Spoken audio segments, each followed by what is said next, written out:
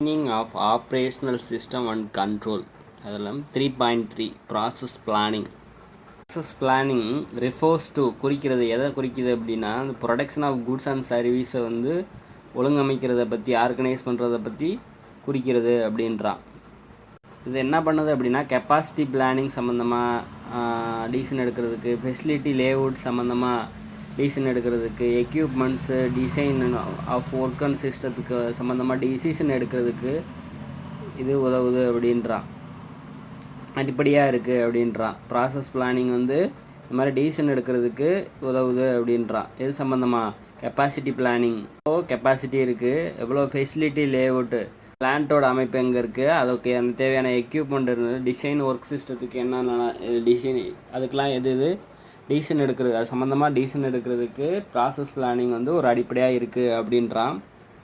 Process selection எப்போ தேவை, நெசசிட்டியாக இருக்குது அப்படின்னா when firm takes up the production of new product, அதாவது புதுசாக ஏதோ ப்ராடக்டை வந்து உற்பத்தி பண்ணுறப்போ, புதுசாக ஒரு சர்வீஸை வந்து கஸ்டமருக்கு கொடுக்குறப்ப வந்து ப்ராசஸ் செலெக்ஷன் வந்து முக்கியம் அப்படின்றான் ஃபார்முக்கு.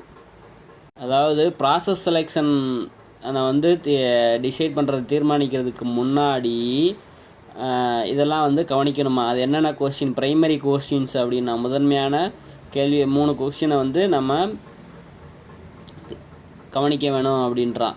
அதாவது ப்ராசஸ் செலெக்ஷன் பண்ணுறதுக்கு முன்னாடி, அதாவது சிஸ்டம் எவ்வளோ வெரைட்டியான ப்ராடக்ட் வந்து சர்வீஸையோ வந்து ஹேண்டில் பண்ணணும் அப்படிங்கிறத பார்க்கணும். How much variety of product and service will the system need to be handle, அதாவது ஒரு சிஸ்டம் வந்து எவ்வளோ வகையான ப்ராடக்டையோ சர்வீஸையோ, அதாவது தயாரிப்புகளையோ சேவைகளையோ வந்து கையாள வேண்டும் அப்படிங்கிறத பார்க்கணும். எந்த அளவு வந்து எக்யூப்மெண்ட்டோட டிகிரி ஆஃப் எக்யூப்மெண்ட் ஃப்ளெக்சிபிலிட்டி, எக்யூப்மெண்ட்டோட ஃப்ளெக்சிபிலிட்டியோட அளவு தேவைப்படும் அப்படிங்கிறத பார்க்கணும். எவ்வளவு அவுட்புட் நம்ம எக்ஸ்பெக்ட் பண்ணுறோம் அப்படிங்கிறத பார்க்கணும். இது 3ஐயும் கவனித்த பிறகு தான் நம்ம வந்து ப்ரைமரியாக ஒரு ப்ராசஸ் செலெக்ட் பண்ணுறதுக்கு முன்னாடி இதெல்லாம் கவனிக்கணுன்றான். ப்ராசஸ் ஸ்ட்ராட்டஜி, செயல்முறை யுக்தி. ப்ராசஸ் ஸ்ட்ராட்டஜி அப்படின்னா அந்த ஒரு ஆர்கனைசேஷனோட அப்ரோச் எதற்கான அப்ரோச்சாக இருக்கணும். Process selection to process selection அது எந்த பர்பஸ்க்காக இருக்கணும் அப்படின்னா, ஒரு ப்ராசஸ் எப்படி இருக்கணும் அப்படின்னா ட்ரான்ஸ்ஃபார்மிங் ரிசோர்ஸ், ஒரு ரிசோர்ஸை இன்புட்டான ரிசோர்ஸை வந்து அவுட்புட்டாக குட்ஸ் அண்ட் சர்வீஸாக மாற்றுறதுக்கான ஒரு இதாக இருக்கணும் அப்படின்றான். அதுக்கான நோக்கமாக இருக்கணும். ப்ராசஸ் செலெக்ஷனுங்கிறது எப்படி இருக்கணும் அப்படின்னா ஒரு இன்புட்டை வந்து அவுட்புட்டாக மாற்றுறதுக்கான இதாக இருக்கணும், அப்ரோச்சாக இருக்கணும். ஆர்கனைசேஷனோட அப்ரோச்சு வந்து இருக்கணும் அப்படின்றான். ஸ்ட்ராட்டஜியோட நோக்கம் என்ன அப்படின்னா, செகண்ட் பாயிண்ட் என்ன சொல்கிறான் அப்படின்னா, to find the way of the to the produce the goods and சர்வீஸை வந்து எதுக்கு ப்ரொடியூஸ் பண்ணணும், அது எது சம்மந்தமாக எதுக்கு இருக்கணும் அப்படின்னா, கஸ்டமர் என்ன மாதிரி தேவைப்படுறாங்களோ அவங்களோட ஸ்பெசிஃபிகேஷன் என்னவோ அவங்களோட சாட்டிஸ்ஃபை பண்ணுறதா இருக்கணும், அவங்களுக்கு தேவையானது மாதிரியும் இருக்கணும். அந்த அவுட்புட் வந்து அவங்களுக்கு தேவையானதாக இருக்கணும். ஒரு ப்ராடக்ட் உற்பத்தி பண்ணுறோன்னா அது கஸ்டமருக்கு ஏற்ற மாதிரி அவங்களுக்கு தேவைப்படுற மாதிரி இருக்கணும், அவங்களோட ஸ்பெசிஃபிகேஷன் மாதிரி இருக்கணும் அப்படின்றான். கஸ்டமர் ரிக்யூர் பண்ண மாதிரியும் அவங்க ப்ரொடக்ஷன் ஸ்பெசிஃபிகேஷன் மாதிரியும் தயாரிக்கிற ஒரு பொருள் வந்து அவுட்புட் வந்து குட்ஸ் அண்ட் சர்வீஸ் வந்து அது கன்ஸ்ட்ரெயின் த காஸ்ட், அந்த லிமிட்டுக்குள்ளே இருக்கணும். மேனேஜரல் அதர் லிமிட்டேஷன் எதுவும் இருந்துச்சுன்னா அதுக்கேற்ற மாதிரி அதுக்குள்ளே இருக்கணும் அப்படின்றான். அதுக்குள்ளே நம்ம கஸ்டமர் தேவையையும் கஸ்டமர் ஸ்பெசிஃபிகேஷனையும் ஃபுல் பண்ணுறாப்புல இருக்கணும் அப்படின்றான். ப்ராசஸை வந்து செலக்ட் பண்ணுறோம் அப்படின்னா அது வந்து லாங் டேர்ம் எஃபெக்டாக இருக்கும் அப்படின்றான். அது எது மேலே ப்ரொடக்ஷன் மேலேயும் அஸ்வல் ஃப்ளெக்சிபிலிட்டி மேலேயும், அது காஸ்ட்டோட இதுலேயும், குவாலிட்டி ஆஃப் குட்ஸ் என்ன மாதிரி குவாலிட்டியான குட்ஸ் ப்ரொடியூஸ் பண்ணுறோமோ இதிலலாம் நீண்டகால விளைவு ஏற்படுத்தணும், லாங் டேர்ம் எஃபெக்டை ஏற்படுத்தும் அப்படின்றான். நம்ம செலக்ட் பண்ணுற ப்ராசஸ் எதுலலாம் அந்த எஃபிஷியன்சி ஆஃப் குட்ஸ் அண்ட் ப்ரொடக்ஷன்லேயும், ஃப்ளெக்சிபிலிட்டிலையும், அதோட காஸ்ட்டில், அதோட குவாலிட்டி ஆஃப் குட்ஸ் ப்ரொடியூஸ் பண்ணதுலேயும் அப்படின்றான். எனவே இட்ஸ் நெசசரி. ஒரு ஃபார்ம் வந்து என்ன ஆகும் அப்படின்னா, ஒரு ப்ராசஸ் செலெக்ஷன் பண்ணுற டைமில் வந்து சவுண்டு ப்ராசஸ் ஸ்ட்ராட்டஜியை வந்து கொண்டிருக்கணும் அப்படின்றான். அதாவது ஒரு ப்ராசஸ் செலெக்ஷன் பண்ணுற சமயத்தில் வந்து ஒரு ஃபார்ம் வந்து ஒரு சிறப்பான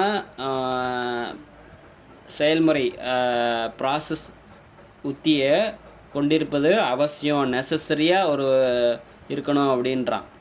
சொல்லலாம் அப்படின்னா ப்ராசஸ் செலக்ட் பண்ணுறதுக்கு முன்னாடி செலக்ட் பண்ண போகிறோம்னா அதுக்கு முன்னாடி ஃபார்ம் வந்து ப்ராசஸ் ஸ்ட்ராட்டஜி கொண்டிருக்கணும், நல்ல ப்ராசஸ் ஸ்ட்ராட்டஜி கொண்டிருக்கணும் அப்படின்றான். ப்ராசஸ் ஸ்ட்ராட்டஜியோட கீ ஆஸ்பெக்ட் என்ன அப்படின்னு பார்க்க போகிறோம். அதோட அம்சங்கள் என்ன அப்படின்னா make or buy decision, capital intensity, செயல்முறை நெகிழ்தன்மை, process flexibility. Make or buy decision என்ன அப்படின்னா நம்ம மேக் பண்ணுவோமா இல்லை வாங்குவோமா அப்படிங்கிறது. என்ன அப்படின்னா ஒரு ஃபார்ம் வந்து ப்ரொடியூஸ் பண்ணுவோம், குட்ஸை ப்ரொடியூஸ் பண்ணுறது அல்லது சர்வீஸ் வழங்குறது. அப்படி இல்லை அப்படின்னா அவுட் சோர்சிங்க்கு போகிறது. ஓகேவா? By decision refers to extent, எந்த அளவுக்கு ஒரு ஃபார்ம் வந்து பொருட்களை உற்பத்தி செய்யும் அல்லது சேவைகளை வழங்கும் அல்லது அவுட் சோர்சிங்க்கு போகும் அப்படிங்கிறத குறிக்கிறது அப்படின்றான். கேபிட்டல் இன்டென்சிட்டி அது என்னத்தை குறிக்குது அப்படின்னா என்னென்ன மெட்டீரியலு அதாவது எக்யூப்மெண்ட் யூஸ் பண்ணுறோம், எவ்வளோ லேபர் யூஸ் பண்ணுறோங்கிற மிக்ஸ் ஆஃப் த அப்படிங்கிறத பயன்படுத்துகிறோம் ஃபார்மில் அப்படிங்கிறத குறிக்குது அப்படின்றான். ஃப்ளெக்சிபிலிட்டி அப்படின்றான். என்ன அப்படின்னா அதோட நெகிழ்தன்மை என்ன அப்படின்னா எதை குறிக்குது அப்படின்னா changes in product and service design.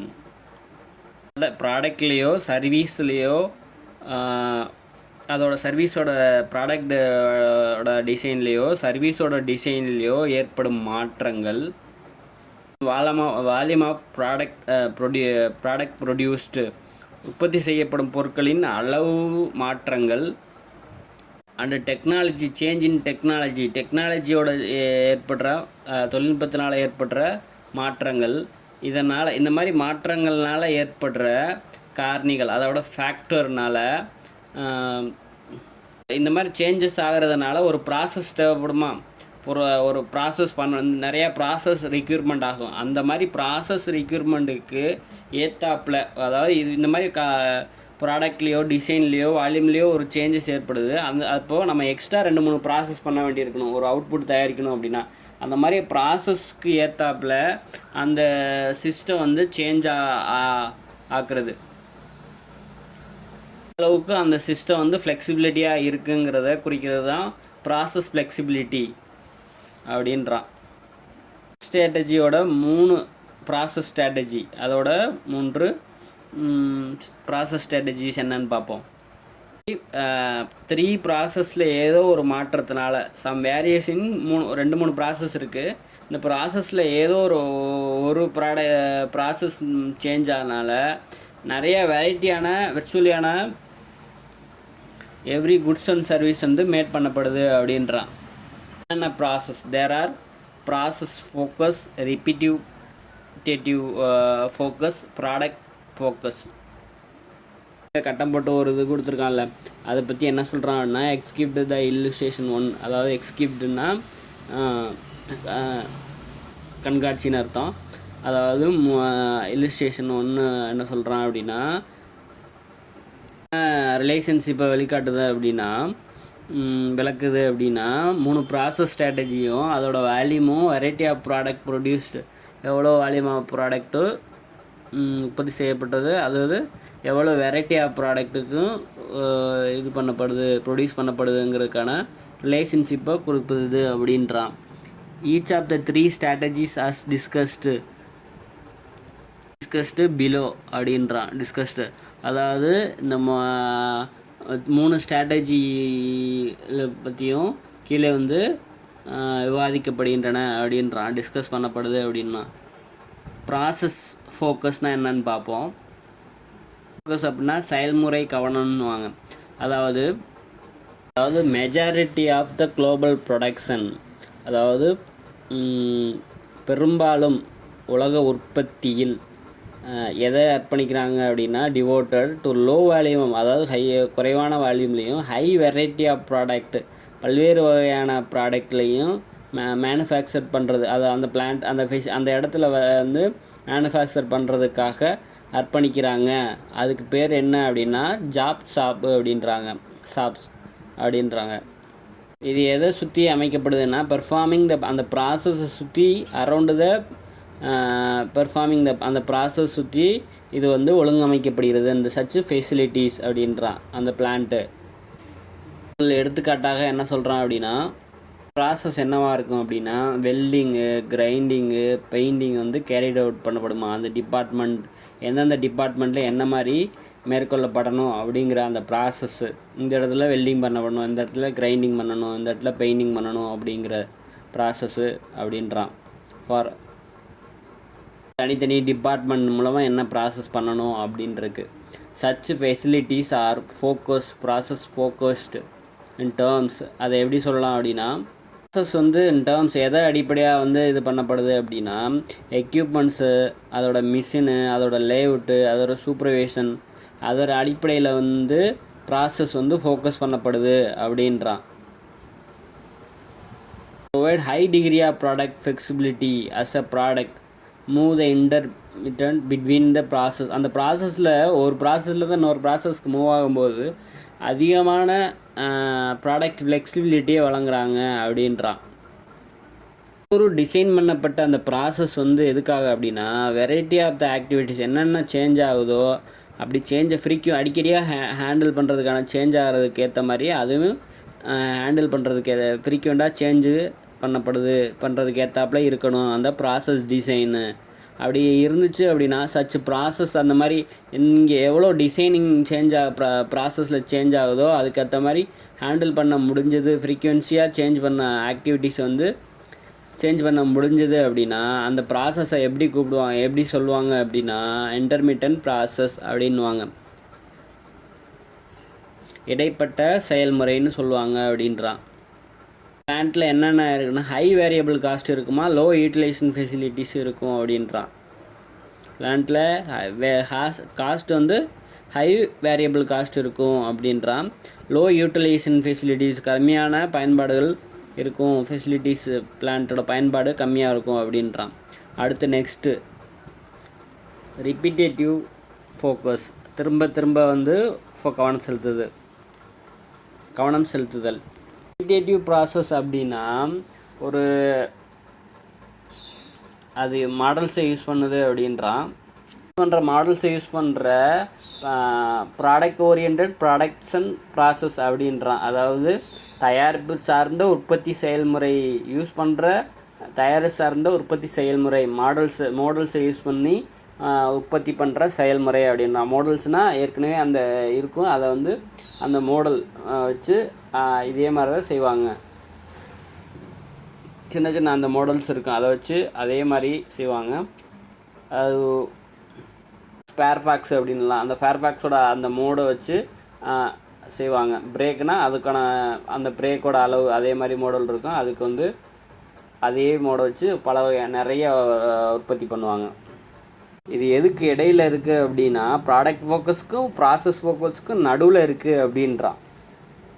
எந்த மாதிரி மாடல் அடிக்கடி அந்த மாடல்ஸை யூஸ் பண்ணுது, which part of or component prepared often. அடிக்கடி நம்ம அதாவது மாடலான ஒரு பார்ட்டோ காம்போனண்ட்டோ ப்ரிப்பேர் பண்ணப்படுது அடிக்கடி. அதை வந்து கண்டினியூஸாக மாஸ் ப்ரொடக்ஷன் ப்ராசஸ்க்காக பயன்படுத்துகிறாங்க அப்படின்றான். தொடர்ச்சியான நிறைய ப்ரொடக்ஷனுக்கு ப்ராசஸுக்கு வந்து இந்த மாடல்ஸை பயன்படுத்துகிறாங்க அப்படின்றான். ரிப்பீட்டேட்டிவ் ப்ராசஸ்க்கு வந்து ஒரு எக்ஸாம்பிள் என்ன அப்படின்னா அசம்பிளி லைனை தான் சொல்கிறான். அப்படின்னா ப்ராசஸ் ஃபோக்கஸ்டு ஃபெசிலிட்டியோட ஃப்ளெக்சிபிள் கம்மியாக இருக்கும் அப்படின்றான். எதுக்கு பயன்படுத்தப்படுது அப்படின்னா, ஆட்டோமொபைல்லையும் ஹவுஸ்ஹோல்டு வீட்டில் பயன்படுத்தப்படுற பொருளுக்கும் மாதிரி ஆட்டோமொபைல் இண்டஸ்ட்ரிக்கு தேவையான பொருளும் வீட்டுக்கு தேவையான உபகரணங்களுக்கு இந்த அசம்பிள்ஸ் வந்து யூஸ் பண்ணப்படுறாங்க அப்படின்றான். ஆட்டோமொபைல் இண்டஸ்ட்ரியிலையும் ஹவுஸ்ஹோல்டு யூஸ் பண்ணுற பொருளை வந்து அசம்பிள் பண்ணுறதுக்கு இதை பயன்படுத்துகிறாங்க அப்படின்றான். ரிப்பீட்டேட்டிவ் ப்ராசஸ்ஸு இது லெஸ் ஃப்ளெக்சிபிளாக இருக்கான். ப்ராசஸ் ஃபோக்கஸ்டை விட இதுக்கு கொஞ்சம் கம்மியாக இருக்குது அப்படின்றான். பர்சனல் கம்ப்யூட்டருங்கிறது வந்து ரிப்பீட்டேட்டிவ் ப்ராசஸ் அப்படின்றான். பர்சனல் கம்ப்யூட்டர் இஸ் அன் எக்ஸாம்பிளாக இருக்கான் ரிப்பீட்டேட்டிவ் ப்ராசஸ்க்கு. யூஸிங் மாடல்ஸை யூஸ் பண்ணுறோம் or assembled to get the customs product within the decided configuration அப்படின்றான். அதோட நமக்கு தேவையான என்னவோ அதை மட்டும் எடுத்துக்க முடியும் அப்படிங்கிறத சொல்கிறான். அடுத்து product focus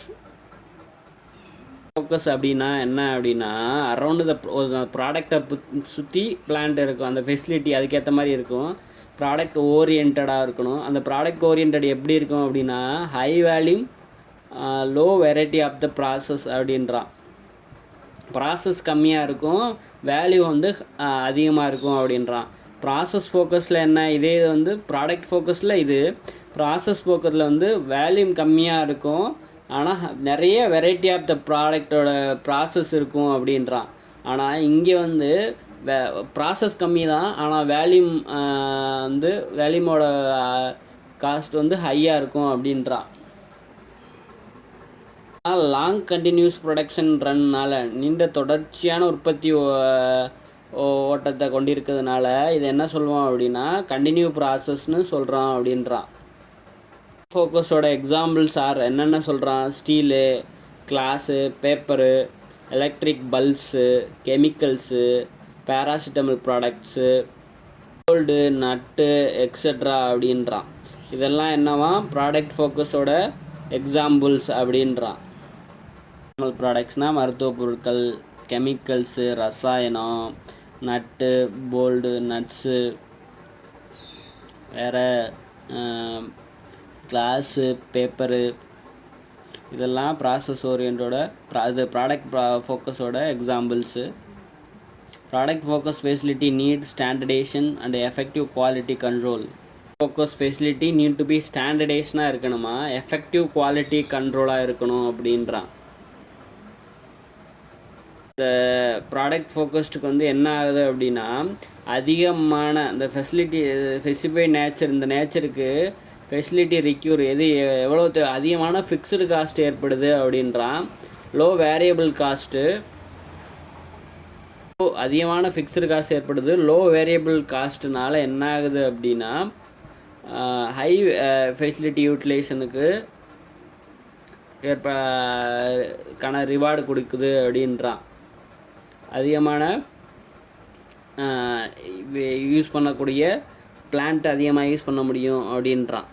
low variable cost high fixed காஸ்ட்னால. ப்ராடக்ட் ஃபோக்கஸோட எக்ஸாம்பிள் என்னன்னா, அதை எப்படி சொல்லுவாங்கன்னா ஜாப்ஸ் என்னன்னு சொல்லுவான். அது என்னென்ன பண்ணுவாங்க, வெல்டிங், கிரைண்டிங், தனித்தனி டிபார்ட்மெண்ட் இருக்கும் அப்படின்றான். இதில் வந்து லோ வேல்யூம் கேர் பண்ணிப்பாங்க, high variety of the product இருக்கும், நிறையா ப்ராடக்ட் இருக்கும், ஆனால் லோ வேல்யூம் தான் அப்படின்றான். அதுக்கடுத்து ரிப்பீட்டேட்டிவ் ப்ராசஸ்னால் ஒரு மாடலை வச்சு நிறைய ப்ராடக்டை வந்து கண்டினியூஸாக உற்பத்தி பண்ணுறது, அசம்பிள்ஸ் லைனு அப்படின்லாம்.